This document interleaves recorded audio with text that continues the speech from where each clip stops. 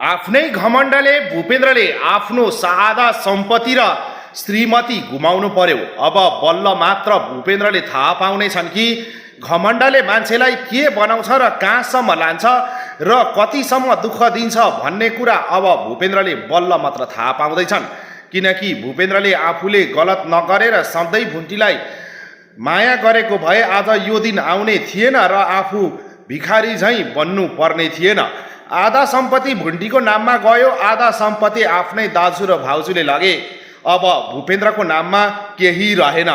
भए जति सारा सम्पत्ति गइसकेपछि भूपेन्द्रको घमण्ड पनि सकिएको छ। घमण्ड यति थियो कि जुन आफू धनीको छोरा अर्थात् आफै बिजनेसम्यान हुँ र म अरूलाई गन्दै गन्दिनँ भन्ने ठुलो सोच बनाउने भूपेन्द्रको सारा बिजनेस नै चौपट बनाइदिए र भएको सम्पत्ति पनि सबै आफ्नो आफ्नो नाममा बनाएर उसलाई नाङ्गो भुतुङ्गो बनाइदिए।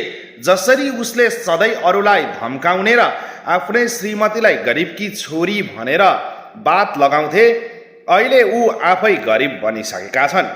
किनकि मान्छेलाई हेप्नु र हेला गर्नुभन्दा पहिला आफूले कसैकी छोरी ल्याएर जिन्दगीभरि साथ दिन्छु भनेर बाचा कसम खाँदै बिहे गरेर यो ठाउँसम्म ल्याइपुर्याएपछि धोका दिन खोज्ने भूपेन्द्रलाई एकदमै राम्रो गरिन् भुन्टीले डिभोर्स दिएर।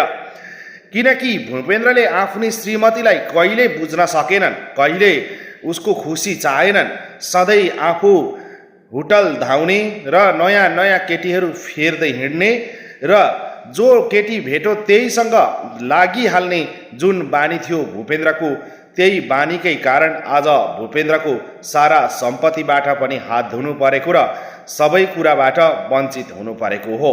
जसरी उसले आफूलाई साबित गराउन खोज्दै थिए, धनीको छोरा हुँ जे गर्दा पनि हुन्छ अर्थात् पैसावाल छु जे गरे पनि हुन्छ भनेर, तर त्यो सबै कुरा खोसिँदै गर्दा अब भने भूपेन्द्रको कतै होस आउला कि र सुध्रेलान् कि भन्ने आश भने पक्कै छ।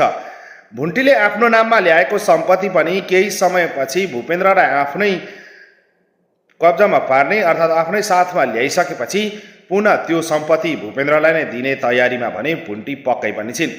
किनकि उनीहरूको सम्पत्तिसँग भुन्टीलाई मतलबै छैन। किनकि आफ्नो गरेर खाने र आफ्नो खुसी हुने त्यो नै सबैभन्दा ठुलो भुन्टीको चाल हो। तर यहाँ भूपेन्द्रलाई भुन्टीले कहिले बिर्सिनै सकेकी छैनन्। सधैँ भूपेन्द्रकै याद र सम्झनामा टोलाइरहेकै छिन्। तर पनि भूपेन्द्रले कहिले भुन्टीको विचारहरू बुझेन। सधैँ भुन्टीलाई हेपिरह्यो, गाली गलोज गरिरह्यो। सारा परिवार नै लागेर भुन्टीको खेदो खनि नै रहे।